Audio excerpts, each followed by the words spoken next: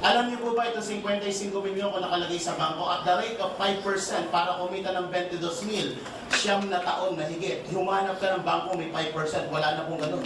2.5 na lang. 2. Time deposit pa yon. Pag naka-savings ka, 1% lang po yan per annum. Ibig sabihin ito, kikita na ng 55 pesos sa taon.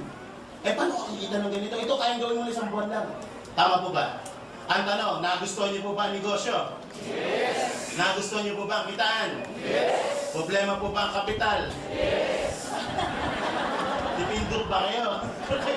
Alam niyo po na naimbita po ako dito, problema ko rin ng kapital. Kaya lang, sabi nga, pag gusto, maraming paraan. Pag ayaw, maraming dahilan. Ito pala pindutan, projector ko pala gamit. Alam ko nasa taas.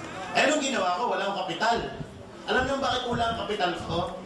Ang asawa ko po walang trabaho nung naimbita ako dito kasi ang mga anak ko nag-aaral 3. So kulang na kulang talaga kinikita. So anong ginawa ko? Nagpunta po ako ng London. Alam niyo po yung London? Loan dito, London. Utang sa Bombay. Pero alam niyo po, hindi ko po kinaihiyan pang utang niya kasi for the past 4 years na ginagawa ko to, more than 10 million na po ang kinita ko dito.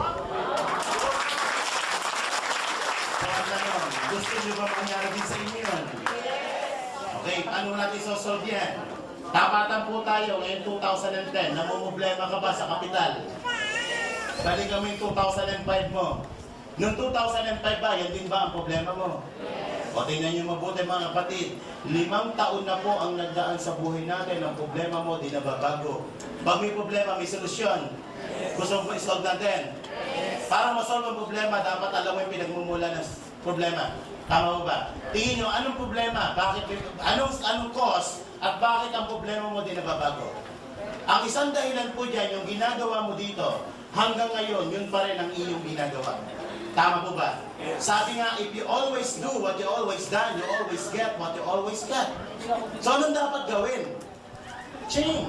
Tama po ba? And for things to change, you have to change. Tama mo ba? Kailangan magkaroon ka ng konting pagbabago kasi kung itutuloy mo yan for the next 5 years, darating po ang 2015, yung problema mo ngayon, darating to, yan pa rin ang problema mo. Tama po ba? Walang pinagkaiba po yan sa isang drum na may pumapasok na tubig. Tingin nyo, mapupuno hindi? Paano ang butas ang drum? O, listen, ito po yung nangyari sa atin for the past 5 years. Kumikita ka ng 10,000, gumagastos ka ng 10,000, may savings wala. Kung ito ang senaryo ng buhay mo, kapatid, medyo maalarma ka. Bakit? Kahit pagtrabaho ka ng matagal na panahon, hindi po mapupuno yan. So, anong dapat mong gawin? Hindi kapalan yung butas na yan para mapuno yan. Kaya tanong, ano yung butas na yan? Yan po yung tinatawag natin mga needs o mga basic needs. Ano yan? Anyan po ang pagkain, mga utilities, ilaw, tubig, telepono, upa sa bahay, apartment, tuition. Ang dami yung mga butas. Minsan may mga emergency pa, malalaking butas. Ang tanong, pwede bang tapalan ng butas para mapuno? Anong yes? Pwede ba wala mo ng pagkain? Mabubuhay ka ba sa oxygen lang? Mga anak, inhale. Pwede ba yan? Pwede ba naka-schedule ang pagkain ng mga anak nyo? Mga anak, cost reduction tayo ha. Ang kain nyo, MWF lang ha. Kami lang dati po, PPHS. Pero ano po si Lola? Every Sunday nyo lang yan. Pwede ba yan?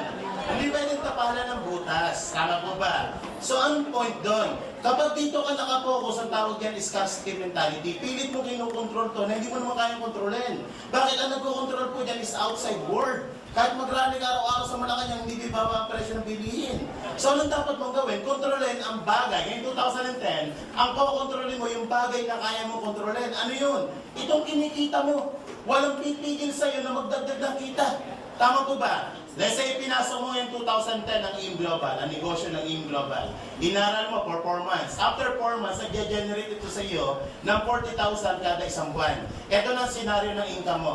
May part-time ka na 40, may full-time kang 10. 50 ang pumapasok, 10 ang ginagastos. May savings, wala. At pag may savings, mapupuno hindi. At pag napuno, pwedeng umapaw?